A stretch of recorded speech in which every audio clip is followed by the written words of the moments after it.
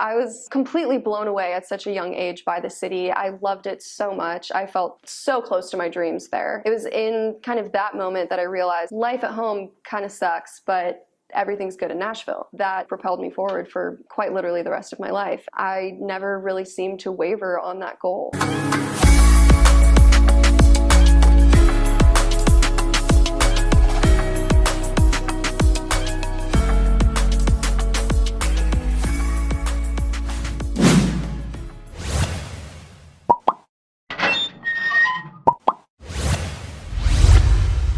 Hello and welcome to Profession Session. I'm your host, Brody Vinson, and in this show I interview young entrepreneurs, business owners, and professionals in all different areas. And for this interview, I actually traveled to Nashville, Tennessee to interview my guest, Heather Carpenter, who works for Universal Music Group in their downtown office. And this was a really awesome interview, but unfortunately I lost the files for the camera that was recording on me. So you'll see Heather in the actual original interview that we recorded, but I'm just going to recreate the questions on my side here out of the studio. So without further ado, let's get into it. In case you're wondering why I'm wearing this cowboy hat and donning a mustache for this interview, it was out in Nashville and I kind of just wanted to play the part. Yeah, you fit right in. Thank you. Well, Heather, thank you so much for having me for this interview. Yeah, really excited to be on. Let's get started. Cool. So Heather, you work for Universal Music Group, but there was a lot in your career leading up to that. Let's go ahead and start with how you got into music in the first place. Yeah, so I guess I'll start back with my freshman year of college. I chose Florida State University because they had a very small, kind of rare program that not many people in Florida know about, but it's this group called Club Down Under. Club Down Under / Union Productions. So essentially the way I explain it to people is Union Productions is kind of a branch under student activities, where it's a group of programmers, of PR, of production assistants, and hospitality. And we basically work, although we are students, we are paid and have offices in the Florida State building where we go and plan different events for students. So the whole goal behind it is for students by students. So the university puts a decent amount of funding into it so students can have these safe events on campus. And when I found out about it, I immediately was so interested because Club Down Under in and of itself is... Sounds very exclusive, by the way. Yeah, it kind of was. It was a very intensive interview process and a lot of people apply every year, and I'm so grateful to have been selected for the opportunity. I mean, it was great and it kind of set me up for the rest of my career, but Club Down Under is actually a club at Florida State University that was kind of built underground in the 40s. It's underneath the student union. Which is pretty uncommon in Florida. Yeah, extremely uncommon. So it's kind of like a weird basement area that all of these kids just started going to, and they'd drink, they'd play music, they'd do comedy shows, like literally whatever. And eventually the university caught wind of it and was like, you know, this is actually a pretty good idea because Florida State's already such a party school. Why don't we just keep our kids on campus where we can watch over them and keep them safe? So they started just funding the club. They built it out. It became Club Down Under because it was underground. And then as the years went on, it became above ground and more of a legit thing. It started... less susceptible to floods, probably. Right, yeah. And it, kind of got in with student activities. And I interned as a programmer for my entire freshman year. The fall semester of my freshman year, I interviewed for special events coordinator and got the position and did that until I graduated college. So as special events coordinator, I was in charge of planning 5+ large-scale events each year, including Spring Fling, which was Florida State's biggest event next to homecoming. So that was, at least when I left when I left Club Down Under, I was working on Spring Fling with this guy named Josh Reiner, who was our programming director at the time. And he had this internship with 1824, which is Universal's national college team, essentially. And I'll get a little bit more into that in a second. But I met with Josh. We were working together on Spring Fling, which ended up having about 8,000 attendees. It was a $120,000 event. We had Trippie Redd headline. And I've seen Trippie live. He's pretty awesome. Yeah, he was puts great. on a hell of a show. It was awesome. But while Josh was working with 1824 and UMG on the music side of things, I was doing the Florida State side of things. So I booked a Ferris wheel, a zip line, different food trucks, and things like that. And you're still a freshman in college at this point, or this is a little later into college? At this point, I was a junior. Okay.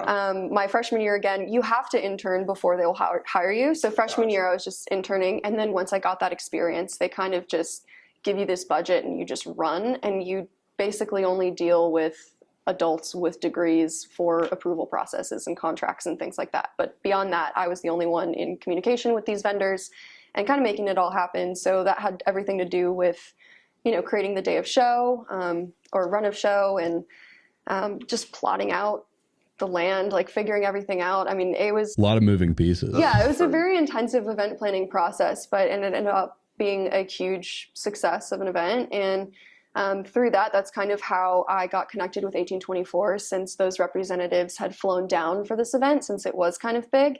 And so like Frank Hill and Todd Goodwin came in from California, where UMG's headquarters is in Santa Monica. So they came down to Tallahassee, Florida to see the spring fling that Josh and I had put on. Do they come to that every year, or was this like a special occasion? That was the only time, actually. That's awesome. Yeah, it was really cool, but they were very impressed, and Josh had recommended me for his position. So the way that 1824 works is you're in 1824 for as long as you're in college, essentially. So they try to bring you on when you're like a freshman or sophomore. Think of it kind of like sorority rushing or fraternity rushing. So like you want to get in when you're a freshman, sophomore, and then you have the opportunity to work your way up into higher positions while you're there. If you do a good job, it leads into the next step and the next step. So exactly kind of the same thing. Josh ended up recommending me to take his job while he was graduating, because it is kind of up to the person who is graduating and moving on to recommend somebody else to take that role, because the way 1824 works on a national level is our managers are in Santa Monica, Nashville, and New York. And those are the three main offices? Correct, yeah. So those are the three main headquarters for UMG. And then it's, like I keep saying, national. It's literally a national remote internship job position where we are paid hourly, and there's one major representative per major city. Okay. So Josh was the Tallahassee, Florida rep, which is actually no longer a position, sadly. But there is, Fort Lauderdale, Miami, Orlando. There's now a Tampa rep. There's a Jacksonville, and there used to be a Gainesville. So those are just in Florida, but there's only one per city. So as you can imagine, pretty competitive. It was a 4-part interview process, which included a random email coming to you on a Friday, and you're given a song of random choice and essentially have to create a marketing plan within 48 hours. Wow. With minimal information. So the song that I was given was Lil Baby by Danny Lay, and I ended up creating I think a 38-page comic book themed, designed on Photoshop. Wow. PowerPoint, essentially, where I broke everything down. And at this point in the game, I had no idea what marketing was at all. So I actually probably should have mentioned this from the get-go, but I was a recreation, tourism, and events major in college with a double minor in commercial entrepreneurship and hospitality management. And then through recreation, tourism, and events, I had a focus on special events. So kind of a mouthful, but it sounds perfectly set up for what you do now. Yeah. Was that all by design, or was it kind of just, I'm good at these things and know I could do well in them, so I'm going to pursue them? Yeah, I mean, that was pretty much it. I found out about Club Down Under, and sorry if I'm getting away from myself in this question here, but the reason I even brought that up is Club Down Under was the event planning group on campus, but that also included all of the concerts, all of the lectures, all of the comedy, basically anything but keyword, bold, underline concerts. So we had relationships with all of the venue managers in town. We would book our shows not just at Club Down Under, but also the bigger venues, including the Moon in Tallahassee, the Wilbury, things like that. And through that, we would have to not only work in the office and plan our own events, but it was part of the job to staff events as well. So I worked Train concert. I got to meet Allie and AJ and Mitski, and I'm like trying to think of Car Seat Headrest. Like there was just some of the most incredible bands coming through, and it was all very small, and it was just a great experience that really opened my eyes to the world of live music. And so I always knew that I loved music, and I always knew now that I loved event planning through my different experiences in school. So when I had kind of approached my senior year of college, and I finished college in 2.5 years, so it gets kind of... While doing all of this work. Yeah.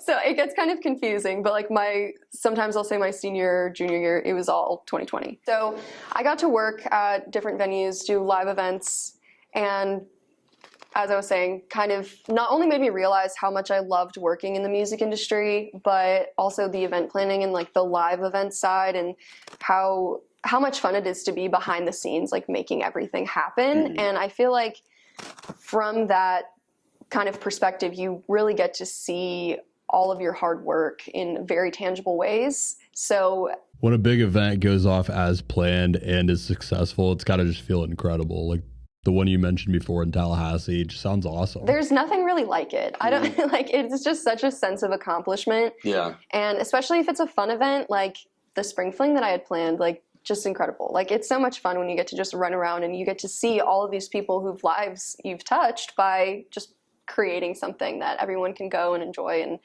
and relax, have fun. Now, on the day of, are you just insanely nervous as you're walking around, or are you kind of just like, I did it, I prepared everything, I'm going to let it go? You know, my first few events, I was absolutely terrified. And I think with anything really, I mean, practice makes perfect. And after a while, I think after building relationships with local vendors especially, it was so much easier to get through events and through the day. Like if anything ever goes wrong, before I'd be panicking, like, who do I talk to about this? Who do I fix? Whereas now it's like, oh, like I have maintenance on speed dial. Like Exactly. Kind of learn and grow and move in time. But probably different vendors for each event, but it's the same general setup, you know, who's responsible for what, who to go to for each kind of thing. Yeah, exactly. So moving on to how it actually brought me to where I am right now, I ended up accepting the role with 1824. So I was working remotely for them at the same time as my special events coordinator position. And then on the side, I was also working on Diverse World Fashion Magazine. So those were kind of like my 3 big things in college. Have you always been someone that likes to be really, really busy? Because it sounds like you were insanely busy. I was insanely busy, but in ways that it felt very manageable, because a lot of the things, or a lot of the opportunities that I was in at the time were very flexible. And so it was really on me to fine-tune my time management skills and just kind of make it work for my own schedule. So I was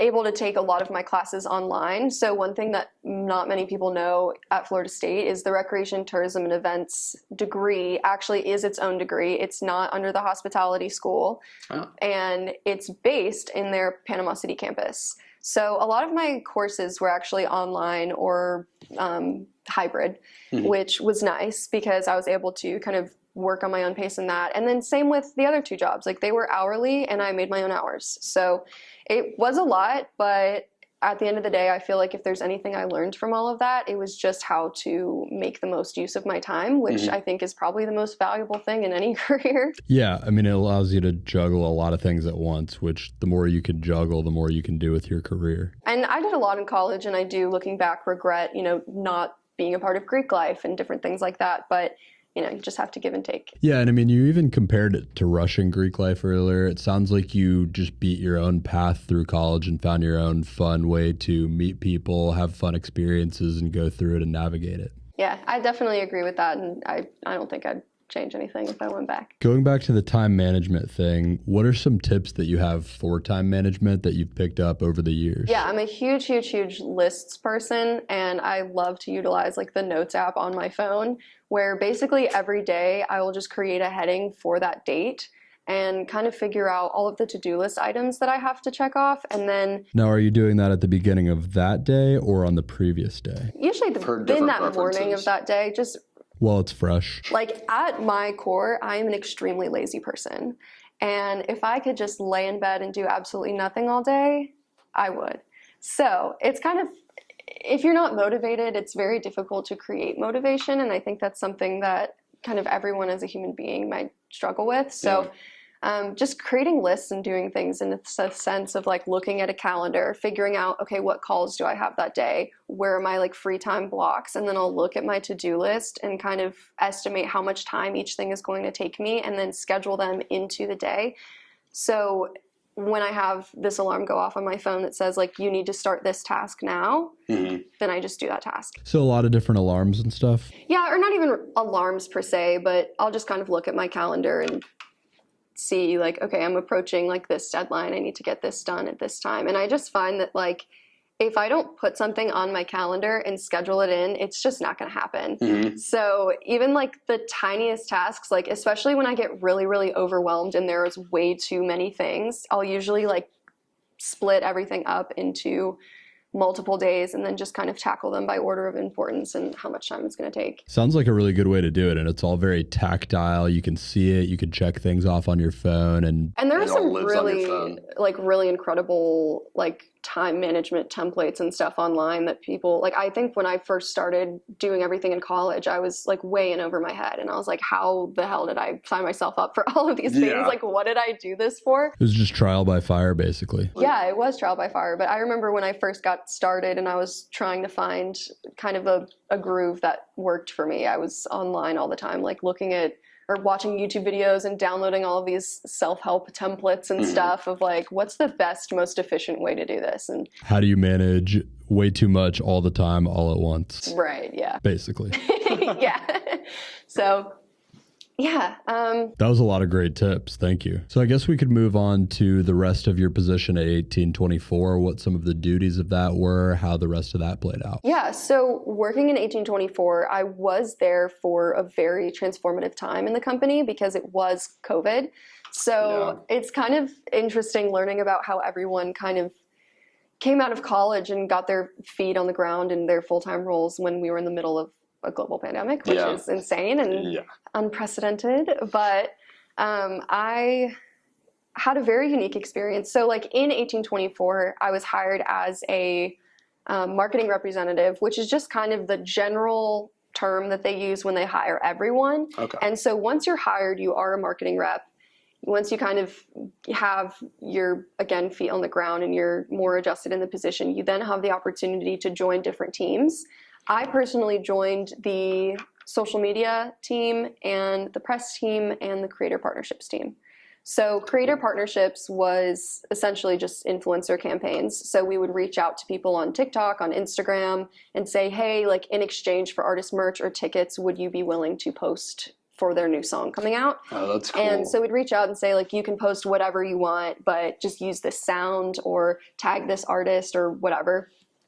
So that was pretty fun, but it was extremely time consuming because we would be reaching out to 50 to 100 creators per week. Oh, wow. So it was very exhausting, a lot of spreadsheets, a lot of copy pasting people's ats and handles and whatever else. And the press team was kind of very similar, except instead of influencers, we were reaching out to smaller press outlets and inviting them to kind of our smaller press conferences where we'd have artists come on Zoom and just take press questions all over Zoom, which was kind of cool. Yeah. And then the social media team was just running the 1824 social media, which I didn't do too much. This girl named Olivia Winters ran it, and she was absolutely incredible. And then I was just kind of on helping respond to DMs and comments and things like that, answer questions as needed. And then as time went on, I was approaching my graduation, and we were obviously in the middle of a pandemic. So UMG as a whole actually had a hiring freeze at the time. Oh, wow. Which sucked for me. Yeah. But it ended up working out. So I had discussed with my different management members, which were Frank Hill, Todd Goodwin, Wes Davenport, love them with my whole heart. And they all knew, like, from the get-go, I want to move to Nashville. And I am absolutely obsessed with Nashville. Like, this is where I want to be. Had you come here a lot before you moved here and just knew that you wanted to be here, or? That's a good story to kick everything off. This is quite the story, and it's actually the story that I shared in my interview for this job, and it kind of went towards how I got here, why I wanted to be here. So When I was 9, my dad passed away from cancer. I'm sorry to hear that. Thank you. But at the funeral, my mom kind of shared with everyone, like, hey, we're about to go through this really rough time. Like, what can we do for Heather? She just lost her dad, and I am an only child, so it's just been my mom and I growing up. And she asked what I wanted to do, kind of in a way to take my mind off of all of the sadness and everything that had just happened. And I had one love, and it was music, and it was Taylor Swift. And I wanted nothing more than to see Taylor Swift live. So for what year was it? The 2009 CMA Fest here in Nashville, my mom brought me, and we stayed at this little bed and breakfast out of Leaper's Fork and drove into the city, got to see the fest for all that it was. And it was there that I realized that, oh, there's more to life outside of Florida. Wow. Outside of my little Fort Lauderdale suburb. Yeah. No. So I was just completely blown away at such a young age by the city. I loved it so much. I felt so close to my dreams there. And it was in kind of that moment that I realized, like, okay, like, life at home kind of sucks, but everything's good in Nashville. Like, Nashville's where I'm going to be happy. So even though it was 2009, funny enough, that still kind of propelled me forward for quite literally the rest of my life. And I never really seemed to waver on that goal. So even going through college, I was so focused on going to Belmont. I was so focused on music, and kind of knew, like, no matter how bad things might get, you still have the opportunity to up and leave and move to Nashville and follow your dreams, because the city is so full of creative minds and just hopefulness and talent. An opportunity. Yeah, insane talent too. I mean, if you want to go see live music any day of the week, just walk outside. Yeah, we've been here all weekend, and I've been blown away by all the live music. It's a different place. It's a different living experience, and there's just such a hopefulness and creativeness that's in the city that's unlike anything else. And a lot of people compare it to LA in that sense, but LA is, in my opinion, mean, and Nashville is not. Everyone we've met here has just been so friendly. It's just a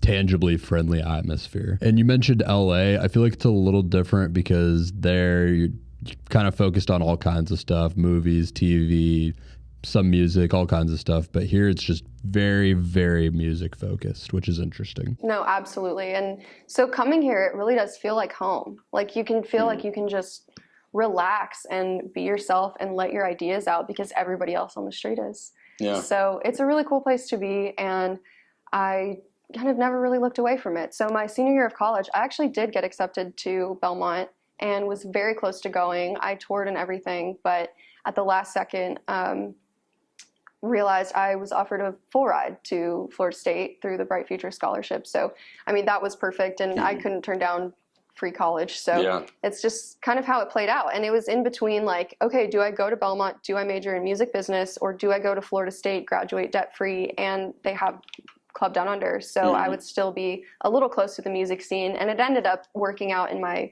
benefit by far, because now that I'm here in Nashville and I realize the competitiveness of this city, I mean, that 1824 position, they have, 500-600 applicants. And in Tallahassee, I mean, no one really knows about it. So up there, the way that I kind of would explain it is I'd just be another fish in the ocean, whereas here I'm kind of the only fish in the pond. Yeah, and you've got a very unique experience to draw upon now, having gone through that. And another thing that brings to mind is just the sheer importance of learning by actually getting involved in doing things that you went through. I feel like with, going to Belmont, like you mentioned, if you had done that, it's a degree in music. It's all very theoretical, and I'm sure that would have prepared you very well as well.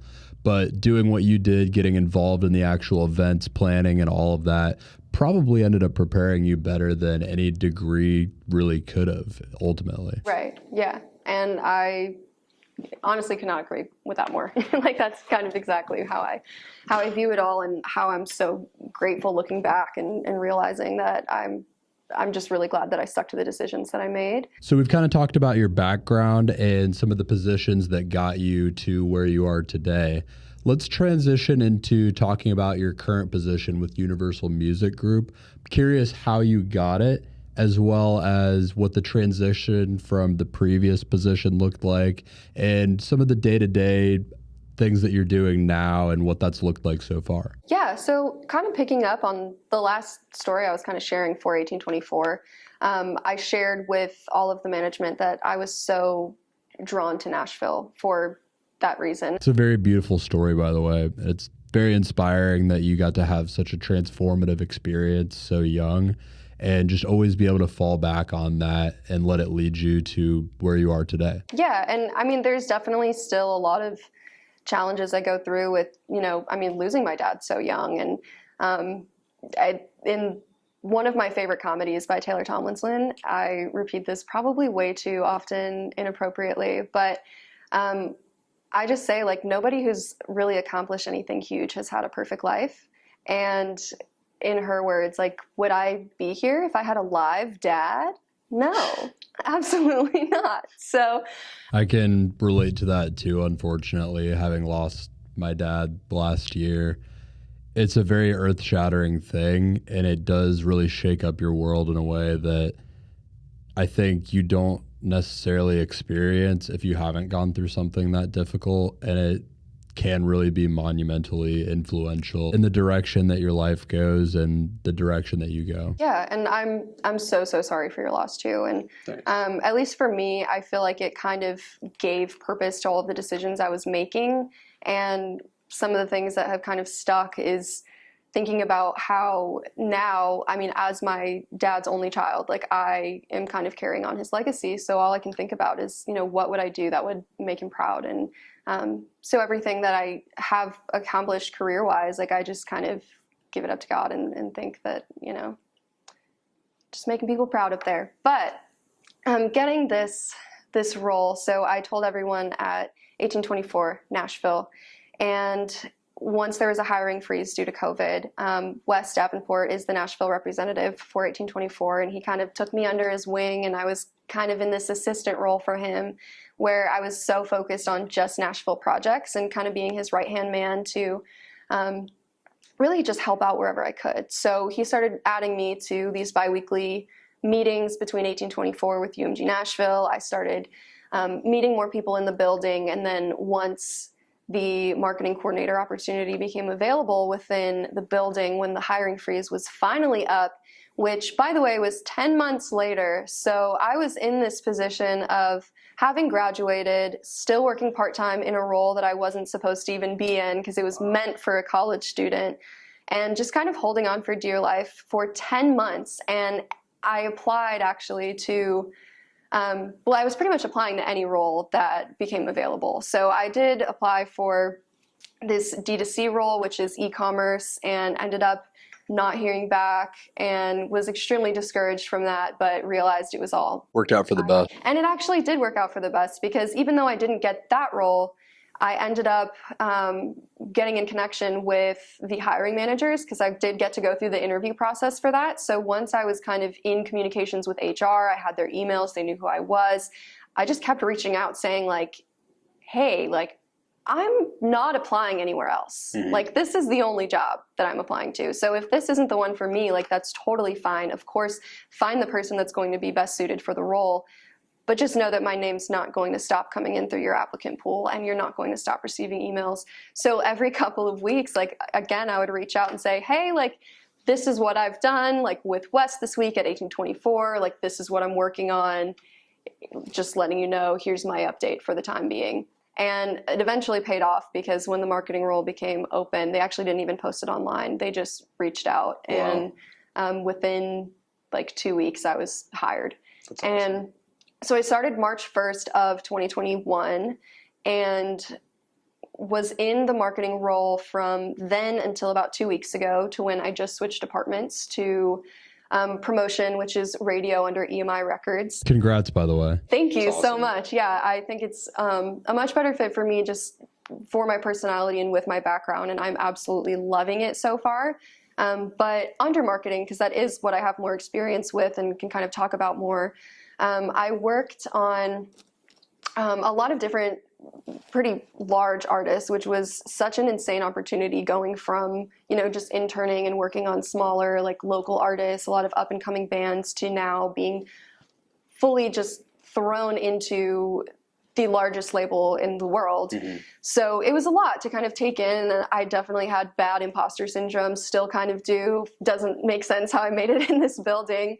But the way that at least the marketing department works is UMG has all of their artists. There are 4 ADs, which stands for artist development, and they all handle all marketing operations for their roster. And each AD has a roster of like 9 to 13, and altogether they make up the entirety of UMG Nashville. So there are like 4 quarters, basically. Real quick, I want to go back to something you said before, kind of touch on that a little bit deeper.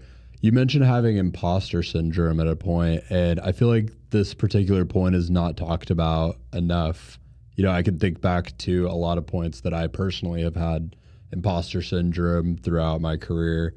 And I just want to take a second to say, I think that if you are not experiencing those moments, you're just not pushing yourself hard enough. I think you should be hitting those points where you're a little uncomfortable and you feel a little bit like an imposter in what you're doing, because ultimately I've found at least that it's those moments that really push you to be better, do better, transform what you're currently doing, and just push yourself a little bit more. Yeah. And I think it's really cool that you were able to go through those points and overcome them on the way to where you're at now, and probably still will go through more of that. Yeah, I mean, I think that it's such an interesting topic, really. And it's crazy because I feel like everybody who has imposter syndrome or has had or whatever, it just always like works so hard to get there. And at least talking to my friends, it's funny because I feel like we're all pretty like down to earth people,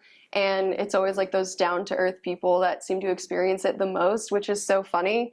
So I'm still like very much in shock every day that I have to walk in through like that lobby, up that elevator into this floor. Like it is just so incredible. And yeah, it's crazy, but I think getting through it was kind of just faking it till I make it, and wearing blazers to work and high heels kinds of helps, and you know, just throw your shoulders back and acting like you belong there. And that's kind of what I've been doing. But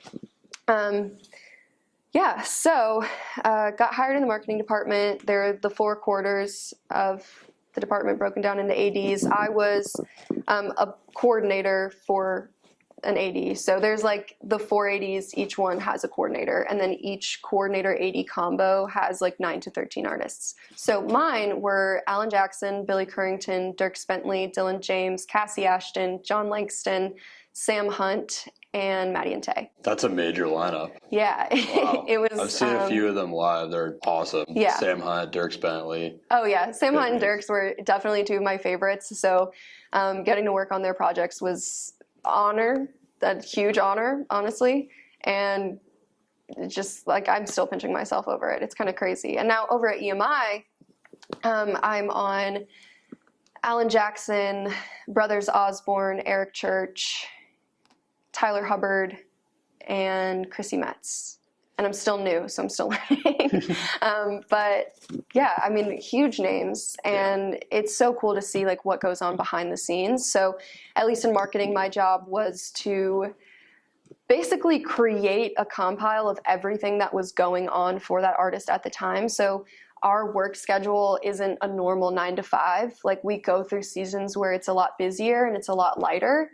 And probably around their release schedules to a degree. Exactly, yeah. So how busy you are kind of depends on how many releases you have coming up. And, you know, there's a single and there's albums, there's EPs, there's just projects. There's so many different things that kind of happen and release. And then on top of that, we also would manage all of their videos and like their YouTube post content and like TikTok, and there's just so much. There's like digital and streaming and all of it. And in marketing, you're kind of in the center of it, just making sure that all of the cogs in the machine are turning properly, basically. So if there's anything that is, like if we're approaching a deadline and let's say we need some cover art for a single that's coming out 2 weeks from then, and we need it to circulate to all DSPs, which is digital streaming platforms, aka Spotify, Apple Music, Pandora. I would basically be in charge of, reaching out to the management team saying, hey, like, where's this cover art? Or let's say we're designing it in-house. Like, I would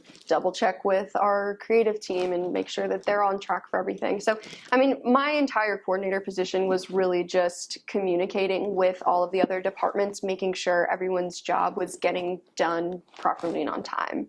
And it was a really, really satisfying job, and I absolutely loved it. It was so much fun. And yeah. It reminds me of the event coordinating that you did during your time in college, because it's really about coordinating with all the different departments and making sure that everything can kind of flow smoothly, come together, and go the way it's supposed to be. Exactly. So it was a pretty direct parallel between the two. And now, over in my role at EMI, I mean, a lot of it has to do with booking travel, and it's a lot more direct to artist type of communication, where now I'm working a lot more closely with artist management teams, making sure that their information like hotels and whatever travel is booked for any of their upcoming showcases with radio stations across the nation. And yeah, I mean, I'm still learning crazy amounts every single day, but it's kind of different every day depending on what's going on. And especially with artist releases, that kind of determines our schedule of when we work and how much we work. It really varies. Now, another thing that you had mentioned that we talked about a little bit off air that I really wanted to dive into a little bit more is the radio release schedules and how you work with those, how the different time periods go throughout the week, kind of the period from Friday over the weekend through Monday. I forget exactly what you were saying, but could you get into that a little bit more? Yeah, absolutely. So, and again, I'm still very new to this, but at least what I have pieced together so far is on Fridays, it's a song's ship date, which means it's being shipped to usually digital streaming platforms as well as radio on these Fridays, and then radio will sit with it throughout the weekend, so Saturday, Sunday, whatever. And then come Monday, which is today, it's our ad day. So essentially, these radio stations have now sat with the music, they've lived with it, they see how it's performing and streaming, and they have the opportunity to add it to their station. And the way that, or what an ad means is, there's a certain number of spins for a record. So 7 spins equals an ad.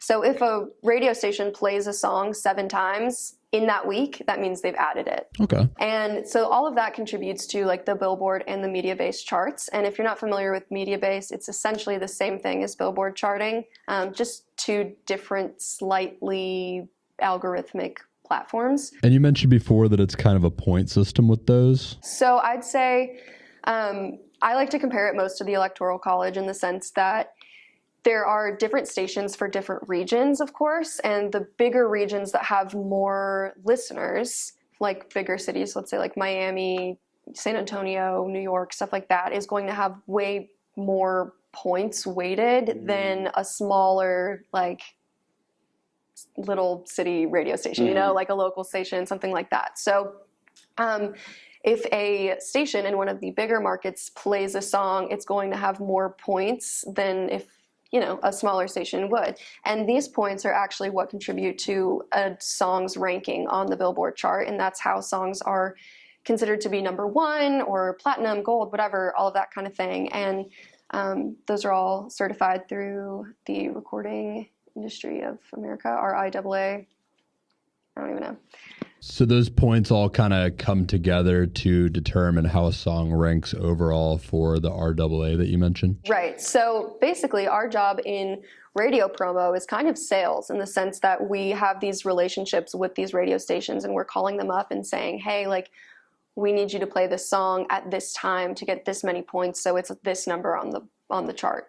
Wow. And of course everyone wants their song to be number 1, but the radio stations will come back with us and come back to us with their research. And research is something I'm still really learning about, but it's deeply interesting. It's essentially a percentage of the population is given a monitor, basically, that watches what they're listening to on radio and for how long and what station and what songs. And research is sent out on, like, let's say you get this audio track and you don't know who it's by or what it is, you essentially fill out a survey saying, like, is this artist recognizable? Do you like the song? Do you not like the song? Similar to those little surveys that pop up before a YouTube video that you fill out? Right, yeah.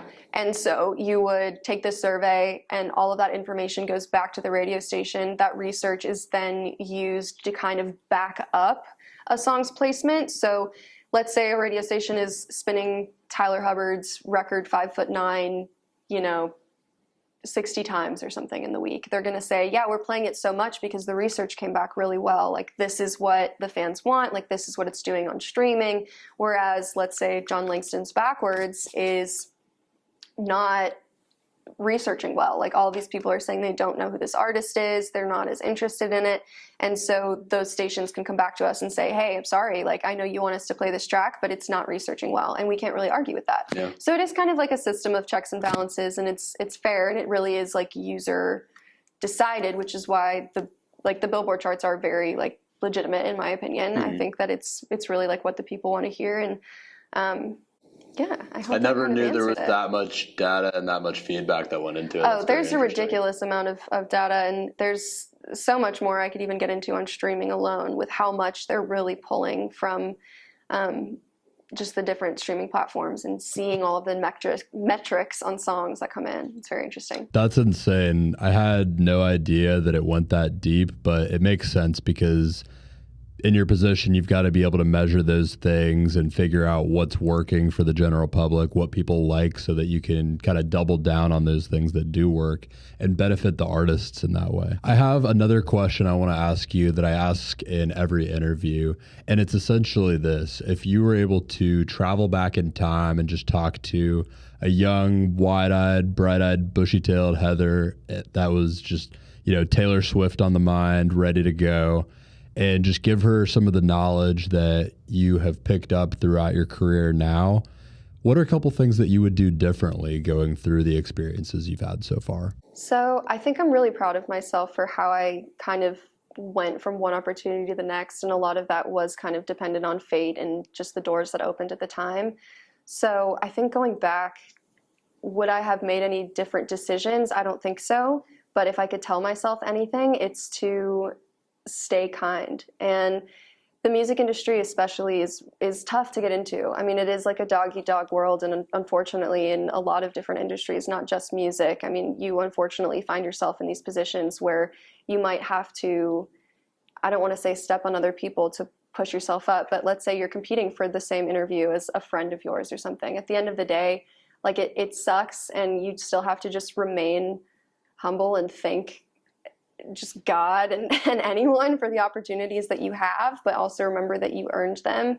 And no matter how much success you achieve, or no matter how happy you are in your career, it's not an excuse to treat anyone poorly around you or to lose any kind of kindness and softness. I mean, I know that there's a lot of people in this industry who will come in like doe-eyed and bushy-tailed, and everyone's here for the same reason. They love music.